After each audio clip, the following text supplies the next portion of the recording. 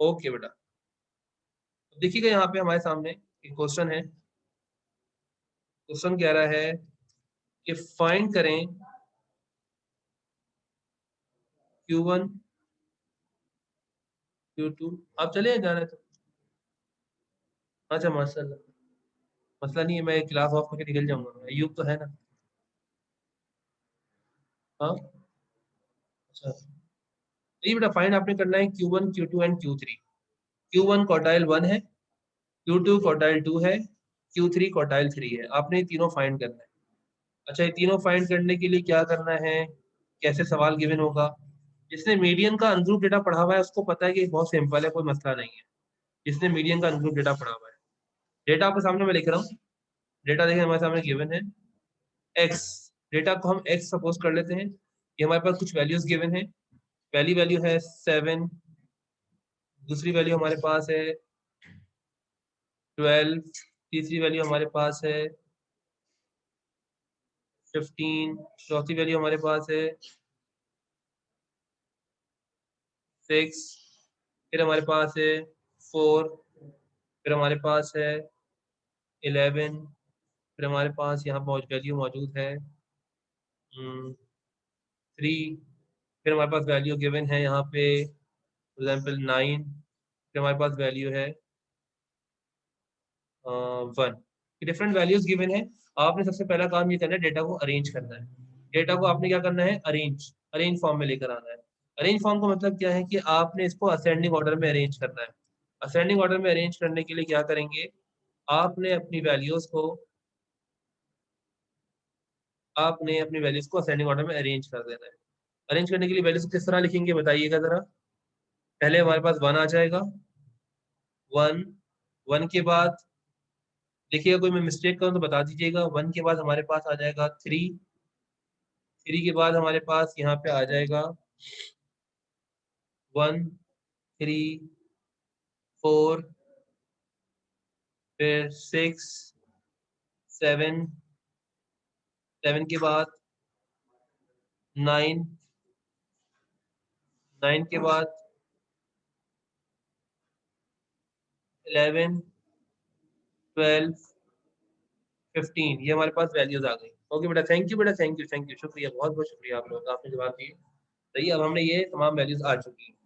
ये हमने data arrange कर लिया, डेटा हमारा अरेंज फॉर्म में आ चुका है। अब हमें करना क्या है, अब हमें यहाँ पे अब क्वार्टाइल 1, क्वार्टाइल 2, क्वार्टाइल 3 निकालना है। देखिए बेटा, देखिएगा Q1 का फॉर्मूला लिख रहा हूँ पहले आपके सामने। Q1 का फॉर्मूला मेरे पास होता है Q1 Q1 का फॉर्मूला हमारे पास मौजूद है। Q1 is equal to n+1 divided by 2 value of arrange data. ये बेटा ये फॉर्मूला है हमारे पास। तो हम क्या करेंगे, कि हमारे पास आ गया Q1 का फॉर्मूला, इसमें वैल्यूज पुट करें और आंसर निकालें खाली। n+1, n+1 का मतलब टोटल हमारे पास कितनी ऑब्जर्वेशन है, काउंट करें 1 2 3 4 5 6 7 8 9। टोटल कितनी ऑब्जर्वेशन है, यहाँ से काउंट करें 1 2 3 4 5 6 7 8 9। टोटल 9 ऑब्जर्वेशन है। तो n हमारे पास हो जाएगा 9, 9+1 divided by 2 value of arrange data, value of arrange data. Sorry, अब हमारे पास ये आ गया फॉर्मूला 9+1 डिवाइड बाय 2। डायरेक्टली करके बताया मुझे, ये डायरेक्ट कर लें स्टेप। 9+1 10 हो जाएगा, और 10/2 कितना आ जाएगा आपके पास, फिफ्थ वैल्यू, यानी कि fifth value of arrange data, fifth value of arrange data. ये हमारे पास आ गया Q1। अब फिफ्थ वैल्यू अपने डेटा में देखिए, फिफ्थ वैल्यू अपने डेटा में देखें। तो सॉरी बेटा, एक मिस्टेक कर दी मैंने, सॉरी सॉरी, यहाँ पे n+1 डिवाइड बाय 4 होगा, हमने डिवाइड बाय 2 कर दिया बाय मिस्टेक। इसको करेक्ट करिए, करेक्ट कीजिए, शाबाश। यहाँ फिफ्थ वैल्यू नहीं आएगा आपके पास। 9+1 10, 10 डिवाइड बाय 4 करें कितना आता है, 2.5। बिल्कुल एग्जैक्टली यही आएगा, सही है। तो हमारे पास यहाँ पे आ जाएगा 2.5 वैल्यू ऑफ अरेंज डेटा। अब 2.5 के लिए मैंने आपको बताया था, लास्ट टाइम भी क्लास में बताया था कि 2.5 का मतलब क्या है कि आपने 0.5 का मतलब ये होता है कि आपने जो है वो ये 2.5 is the middle value between 2 and 3। तो ये 2.5 is the middle value between 2 and 3। तो आपने 2.5 वैल्यू फाइंड आउट करने के लिए सेकंड वैल्यू भी कंसीडर करनी होगी। आप सेकंड वैल्यू भी कंसीडर करोगे, तो यहाँ पे second value plus third value divided by 2 करोगे। सही है बेटा? तो थर्ड वैल्यू डिवाइडेड बाय 2 जब हम लोग करेंगे तो हमारे पास जो फाइंड आउट होगा वो बेसिकली Q1 फाइंड आउट होगा। तो सेकंड वैल्यू हमारे डेटा में क्या है, देखिए जरा। डेटा में हमारे पास सेकंड वैल्यू मौजूद है इस वक्त। डेटा में सेकंड वैल्यू हमारे पास है 3 और थर्ड वैल्यू हमारे पास मौजूद है 4। तो इसका मतलब ये हुआ कि ये सेकंड और थर्ड वैल्यू हमारे पास क्या है, ये हमारे पास सेकंड वैल्यू है और ये हमारे पास नीचे वाली थर्ड वैल्यू है। तो हम इन दोनों वैल्यूज को कंसीडर करेंगे अपने डेटा के अंदर। 3 प्लस 4 डिवाइडेड बाई 2 करें जरा यहाँ पे। 3 प्लस 4 डिवाइड बाई 2, तो आपका आंसर क्या आएगा ओवरऑल? Q1 का आंसर क्या आएगा बताइए? Q1 7/2 3.5। बिल्कुल सही बेटा वकार, थैंक यू। बाकी लोग भी थैंक यू जिन लोग जवाब दे रहे हैं। 3.5 इज योर आंसर। ये हमारे पास Q1 फाइंड हो गया। अब हमें क्या फाइंड करना है? Q2 फाइंड करना है, देन Q3 फाइंड करना है। Q2 as it is median की तरह फाइंड होगा। Q2 फाइंड करना है। Q2 फाइंड करने के लिए Q2 is equal to n plus 1 divide by 2 value of arrange data. ये फाइंड करना है। फाइंड करने के लिए क्या करेंगे? इज इक्वल टू n हमारे पास कितना है? ऑब्जर्वेशन 9 है। 9 plus 1 divide by 2 value of arrange data. अभी 9 प्लस 1 कितना हो जाएगा? 10/2। 10/2 कितना आएगा हमारे पास? Fifth value. Fifth value of arrange data. अगर आप नोटिस कीजिए फिफ्थ वैल्यू हमारे डेटा में कौन सी है? Fifth value 1 2 3 4 5। फिफ्थ वैल्यू हमारे पास 7 है। तो इसका मतलब ये हुआ कि फिफ्थ वैल्यू हमारी कंसीडर होगी 7। तो यहाँ पे हम लिखेंगे Q2 का आंसर क्या हो जाएगा हमारा? Q2 का आंसर हमारे पास हो जाएगा Q2 इज इक्वल टू 7। ये आपका Q2 का आंसर आ गया। एज इट इज आपने अब क्या करना है? Q3 फाइंड करना है। Q3 फाइंड करते वक्त क्या करेंगे? इसमें थोड़ा सा चेंज होगा, देखिएगा जरा। सही है? Q3 के अंदर थोड़ा सा चेंज नजर आएगा आपको, जो कि पिछले सवालों में नहीं था। Q3 के अंदर शुरू में 3 मल्टीप्लाई हो रहा है, पहली बात। दूसरा n plus 1 divided by fourth value of arrange data. तो ये आ गया। हमने क्या करना है? Q3 मालूम करते वक्त is equal to 3 as it is आ गया शुरू में। n हमारे पास 9 है plus 1 divide by fourth value of arrange data. ये हमने एज इट इज मेंशन कर दिया। अब क्या करेंगे? अब यहाँ पे हम लोग, यहाँ पे हमें ये काम करना है। 3 को मल्टीप्लाई करेंगे। 9 प्लस 1 कितना होता है? 10/4। 10/4 का मतलब क्या है? 2.5 से। 2.5 से मल्टीप्लाई करेंगे तो हमारे पास क्या आ जाएगा?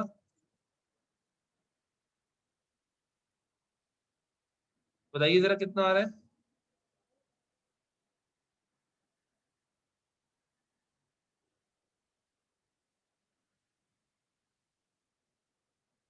7.5। ओके, ये हमारे पास आ गया 7.5। एक तो ये हमारे पास आ गया 7.5। 7.5 वैल्यू ऑफ अरेंज डेटा। तो हमारे पास Q3 का अंदर क्या आएगा? 7.5 वैल्यू। 7.5 निकालने के लिए क्या करेंगे? एज इट इज वही काम करेंगे। Seventh value plus eighth value divided by 2। अब बताइए सेवेंथ वैल्यू डेटा में हमारे पास क्या है? सेवेंथ वैल्यू नोट करें क्या है? सेवेंथ वैल्यू हमारे पास यहाँ पे जो मौजूद है वो हमारे पास है 11 और एट्थ वैल्यू हमारे पास मौजूद है 12। आपने क्या करना है? सेवेंथ वैल्यू, और जो एट्थ वैल्यू है ये आपने लिखे मेंशन करनी है। 7th वैल्यू हमारे पास है 11 और 8th वैल्यू हमारे पास है 12। 11 प्लस 12 डिवाइड बाय 2, कितना आंसर आ जाएगा हमारे पास? 11.5। तो ये आपके पास क्या आ गया? Q3 कैलकुलेट हो गया। सही बेटा, तो ये हमारा क्या कैलकुलेट हो गया है? Q3 भी कैलकुलेट हो गया है। अभी हमारा Q3 भी कैलकुलेट हो गया है। अब्दुल वासिक क्या बता रहे हो? 16.5? 16.5 कहाँ से आ गया?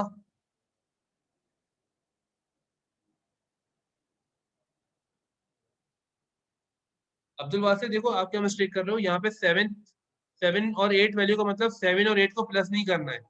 7 और 8 का मतलब है, 7 और 8 वैल्यू का मतलब ये है कि आपने क्या करना है, 7th वैल्यू डेटा में देखनी है कि 7th वैल्यू कौन सी है, वो 11 थी, और 8th वैल्यू क्या थी? 12 थी। तो आपने 7th और 8 वैल्यू को, 11 और 12 को ऐड किया और डिवाइड बाय 2 किया, तो ये आया। राबिया बेटा आप क्या करिए, 8 कैसे आया? ओके, एक मिनट, कौन सा वाला 8? ये जो 8 कहाँ से आया सुने, आपके पास क्या है? नहीं मैं बता रहा हूँ बेटा, मुजम्मिल मैं इधर ही आ रहा था, बिल्कुल इधर ही आ रहा हूँ, मैं बता रहा हूँ।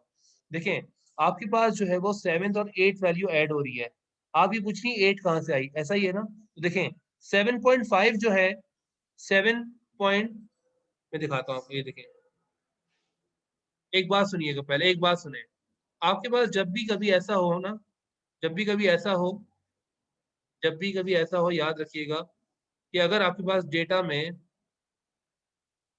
0.5 करके वैल्यूज आती है, देखिए ये 7.5 है। 7.5 का मतलब क्या होता है? जब भी 0.5 करके वैल्यू आएगी तो इस तरह से आपने दो वैल्यूज कंसीडर करनी है। एक 7th वैल्यू भी लेंगे और एक तरफ आपने 8th वैल्यू भी कंसीडर करनी है। लेकिन अगर आपके पास 7.5 ना हो, सिर्फ 7th वैल्यू हो, यहाँ पे सिर्फ 7 नहीं, 7 आ रहा होता, तो आपने जस्ट 7th वैल्यू ये वाली कंसीडर करनी है। लेकिन अगर वही आपके पास जो है वो 7.5 आ रहा है, तो आप लोग 7th वैल्यू भी लोगे, आप यहाँ पे 7th वैल्यू भी कंसीडर करोगे, 8th वैल्यू भी कंसीडर करोगे, इन दोनों का सम करके डिवाइड बाय 2 करोगे, तो आपकी जो है वो मिडिल वैल्यू कैलकुलेट होगी। सही है बेटा, ये बात आपने याद रखनी है, इस बात को नहीं भूलना। अब मुजम्मिल आपके सवाल पे आता हूँ मैं। मुजम्मिल ने जो सवाल पूछा है वो बिल्कुल एग्जैक्ट वही है जो कि मैं अभी नेक्स्ट आपको समझाने वाला था। ओके बेटा, एक मिनट रुक जाओ, मैं करता हूँ बेटा, आपको ये फाइल मैं सेंड कर दूंगा ना रजा, टेंशन नहीं लेनी है आपने। लेकिन आप स्क्रीनशॉट लेना चाहें तो फिर भी ले लें, कोई मसला नहीं है। ये रहे,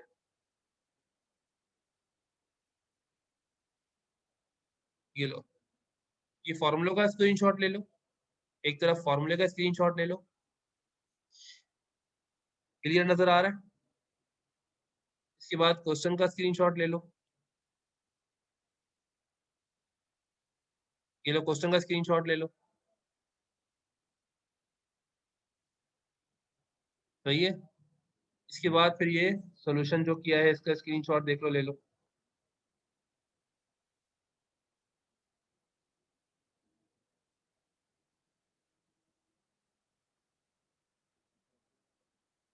उसके बाद फिर Q3, ये जो हमने किया है इसका स्क्रीनशॉट। अब जो मुजम्मिल बात कर रहा है मैं उस बात पे आ रहा हूँ। एट दी एंड मुजम्मिल ने जो बात करी है अभी, कि अगर इनकेस अभी हमने देखा 7.5 भी आ गया हमारे सामने 7.5 के अलावा 7th भी आ गया, बट इन केस अगर 7.5 ना आए, 7.4 आ जाए, पहली बात तो मुजम्मिल ये बात दिमाग में बिठा लो कि 7.4 आपके पास आ ही नहीं सकता। सही, आपके पास वैल्यू जैसे थी, या तो 7th आ सकती है, या 7.5 आ सकती है, या वो आपकी 7.25 आ सकती है, या वो आपकी वैल्यू 7.75 आ सकती है। ये कंडीशन आपके सामने हो सकती है, इसके अलावा कोई कंडीशन आपके सामने नहीं हो सकती। ये चार कंडीशन हो सकती हैं। वजह क्या है कि हम डिवाइड बाय 2 कर रहे हैं या डिवाइड बाय 4 कर रहे हैं। ऐसी दोनों कंडीशन में या तो डायरेक्ट वैल्यू आती है या 0.5 में आती है, डिवाइड बाय 4 करने से या तो 0.25 आती है या 0.75 आती है। ये दो तीन कंडीशन आपके सामने होती है। सही बेटा, ये आपने ध्यान में रखना है। अब कंडीशन में क्या करना है, अगर आपके पास फॉर एग्जाम्पल ऐसा सवाल आ गया, फॉर एग्जाम्पल आपके पास ऐसा सवाल आ गया जिस कंडीशन में जिस कंडीशन में यहाँ पे 7th वैल्यू आ रही है, तो आपने डायरेक्ट 7th वैल्यू लिख ली। लेकिन अगर ऐसा सवाल आ जाए, फॉर एग्जाम्पल ऐसा सवाल आ जाए जिसमें आपके पास क्या हो कि 7.25 वैल्यू हो।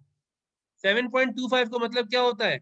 7.25 का मतलब कि ये 7.25 जो है, ये बताइए 7 से ज्यादा नजदीक है या 8 से ज्यादा नजदीक है? 7.25 किसके ज्यादा नजदीक है, 7 के या 8 के? 7 के। तो इसका मतलब ये कि 7.25 जब भी आएगा, now you will consider seventh value. But in case 7.75 value आ रही है, तो ऐसी कंडीशन में क्या होगा कि आप याद रखिएगा, आपकी ये वैल्यू 8 के ज्यादा नजदीक है और 7 से दूर है। तो इसका मतलब ये, अगर 7.75 आ रहा है, that means you will consider just 8 value. आप डायरेक्टली 8 वैल्यू कंसीडर करोगे। सही है बेटा। तो 0.25 जब भी आता है तो आपको दो वैल्यूज देने की जरूरत नहीं होती, बल्कि आप क्या करते हो, सेवेंथ वैल्यू कंसीडर कर लोगे। अगर यही 7.75 आएगा तो आप 8 वैल्यू कंसीडर कर लोगे। इसकी एग्जाम्पल और समझिएगा, मैं एक और एग्जाम्पल समझाता हूँ। एक और एग्जाम्पल से मैं समझाता हूँ आपको। मिसाल के तौर पे एक और एग्जाम्पल हमारे सामने मौजूद है। यहाँ पे आ गया 2.25 वैल्यू। तो अब बताइए 2.25 का मतलब क्या है, मुझे कौन सी वैल्यू कंसीडर करनी चाहिए, सेकंड या थर्ड? मुजम्मिल 7.5 अगर होगी, 7.50 का मतलब 7.5 होता है, पहली बात तो ये। दूसरी बात 7.5 अगर बीच में देखो 0.25 अगर आ रहा है, तो आपने सिर्फ सेकंड वैल्यू कंसीडर करनी है। अगर 0.75 आ रहा है तो आपने थर्ड वैल्यू कंसीडर करनी है। सही है, फिर आपने थर्ड वैल्यू कंसीडर करनी है। अगर 2.5 आ रहा है, जैसे मुजम्मिल ने बोला, 2.5 अगर आएगा तो आप सेकंड वैल्यू भी लोगे और आप थर्ड वैल्यू भी लोगे, इन दोनों का सम करके फिर डिवाइड बाय 2 करोगे। सही है बेटा। जब 0.5 आता है तो पॉइंट से पहले वाली, पॉइंट के बाद वाली दोनों वैल्यूज कंसीडर की जाती हैं, दोनों का सम लेके डिवाइड बाय 2 किया जाता है। लेकिन 0.75 वाली कंडीशन में आप आगे की तरफ मूव करते हो, 0.25 वाली कंडीशन में आप पीछे की तरफ मूव करते हो, और अगर इनकेस डायरेक्ट सेकंड वैल्यू आ जाए वो तो डायरेक्टली लिख दी जाती है। सही है बेटा। तो ये बातें आपने याद रखनी है। आपके सामने मैं कुछ एक दो सवाल लिख रहा हूँ, वो आपने सवाल सॉल्व करना है। अब्दुल वासी क्या बोलना चाह रहे हो, 9+1/2 में एलसीएम नहीं लेंगे? बेटा बात सुने, पहली बात तो ये कि आपकी बेसिक को जो है वो मेरी तरफ से बहुत ही मोहब्बाना और बहुत ही इज्जत अफजाई के साथ सलाम पेश करता हूँ मैं आपकी बेसिक्स जो है मैथ्स की। देखिए बेटा, ये बात ध्यान में रखें, एलसीएम कब लेते हैं पहले तो ये दिमाग में बिठाएं। एलसीएम हर जगह नहीं होता। एलसीएम लेने के लिए कुछ रूल्स एंड रेगुलेशंस होते हैं। एलसीएम कहाँ अप्लाई होता है कहाँ नहीं होता, सुने। आप बोल रहे हैं 9+1/2 इस वाली कंडीशन में एलसीएम लें, तो ऐसा नहीं होता।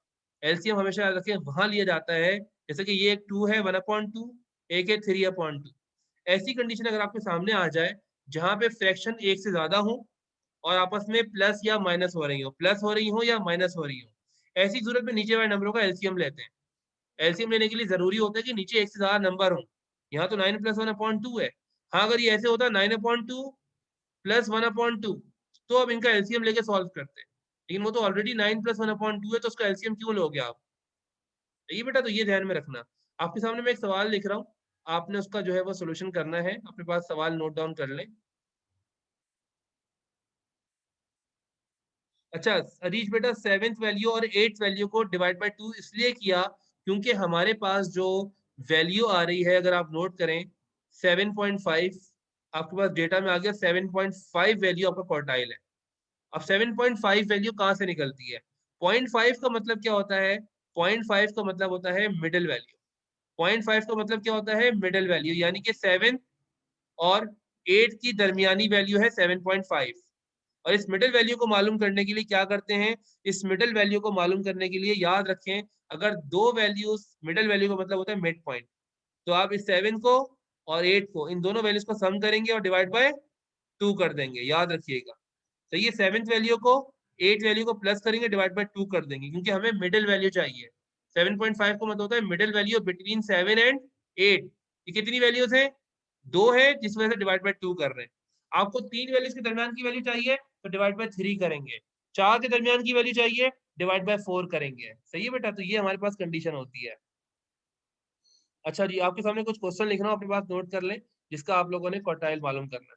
ठीक है बेटा, अपने पास जल्दी से सवाल नोट डाउन कर लें इससे पहले कि आपकी क्लास वाइंड अप हो। सही है, क्वेश्चन नोट करें। क्वेश्चन मैं दे रहा हूँ आपके सामने यहाँ पे। Question 1, find Q1, Q2 and Q3। ये आपने फाइंड आउट करने हैं। क्वेश्चन हमारे सामने लिखा हुआ है, डेटा हम यहाँ पे लिख रहे हैं। डेटा यानी कि हमारे पास एक्स जो है गिवन है, वैल्यूज गिवन दे रहा हूं आपको मैं 3, 7, 9, 16, 18,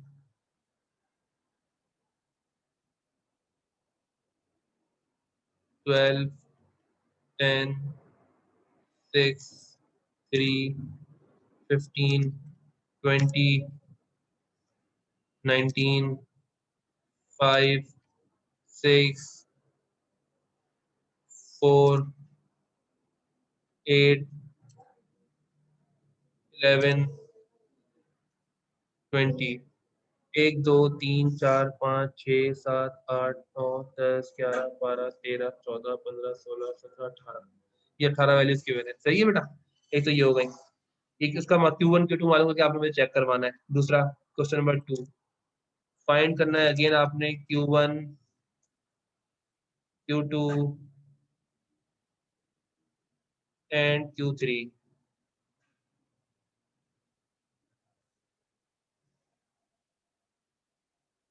वैल्यूज गिवन है 4, 12, 23, 20,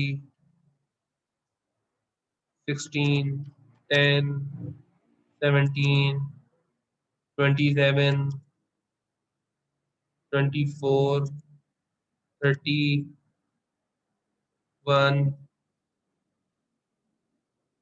12, 16, 10, 19, 29, 20, 26, 30, 30 नहीं है, ये है अपने अलग है 13। ये वैल्यूज आपको गिवन है। काइंडली बेटा ये सवाल आपने सॉल्व करने हैं, ये अपने पास नोट डाउन कर लें, ये आपको असाइनमेंट है। सही है। इंशाल्लाह आपसे फिर नेक्स्ट क्लास में कल इसी सवाल का ग्रुप डेटा करेंगे, इसलिए कोई क्लास कल मिस ना करें। और इस टॉपिक से जितने टॉपिक लिंक करेंगे ना वो बताना है मैंने आपको। इस टॉपिक से आपके टॉपिक लिंक करते हैं नहीं बेटा, जो टॉपिक जो वर्ड आपके जो वैल्यूज रिपीट हो रही है उनको आपने जितनी बार रिपीट हो रही है उतनी बार ही लिखना है, एक बार नहीं। लेट्स सपोज 16 3 बार आ रहा है, 16 को 3 बार लिखेंगे। सही है। बेटा 5 ईयर से नहीं है सवाल, मैंने अपने पास से दिया हुआ है। 5 ईयर के सवाल जो है कल मैं आपको बताऊंगा कौन से हैं। और आपके जो टॉपिक बेटा राबिया 5 ईयर की भी करवाएंगे, आप 5 ईयर के पीछे भागती रहेंगी ना तो फिर काम नहीं हो पाएगा। सही है। मैं आपको 5 ईयर के लिए रेडी कर रहा हूँ। 5 ईयर के सवाल आप लोगों ने सॉल्व करने हैं। पहले सवाल टॉपिक तो कंप्लीट करो, फिर 5 ईयर के सवाल दूंगा ना करने को। डायरेक्टली 5 ईयर से करोगी तो पढ़ाई 5 ईयर से नहीं होती, याद रखना हमेशा। पढ़ाई 5 ईयर से वो पढ़ाते हैं जो लोग डायरेक्ट और शॉर्टकट पढ़ा रहे होते हैं। शॉर्टकट में अगर आपने पढ़ना है तो क्रैश कोर्स ज्वाइन किया करें, उसमें आपका डायरेक्टली जो है वो एक ही दिन में 5 ईयर सॉल्व हो जाता है। ये बेटा नोट डाउन कर दिया आपने ये। अब आपको 5 ईयर के जो टॉपिक दूंगा ना, मेरे की बात सुने, मिसाल देता हूँ मैं आपको एक, लेस देन 1 मिनट रह गया है। अगर 5 ईयर का सवाल देते ना, 5 ईयर में सवाल आता है क्वार्टाइल डेविएशन मालूम करें। अगर आपको क्वार्टाइल मालूम करने नहीं आते, अगर ये जो क्वार्टाइल मैंने सिखाए हैं ये नहीं आते, तो उसको मतलब आप क्वार्टाइल डेविएशन कैसे फाइंड करोगे। सही बेटा, तो क्वार्टाइल सिखाऊंगा तो क्वार्टाइल डेविएशन दूंगा ना।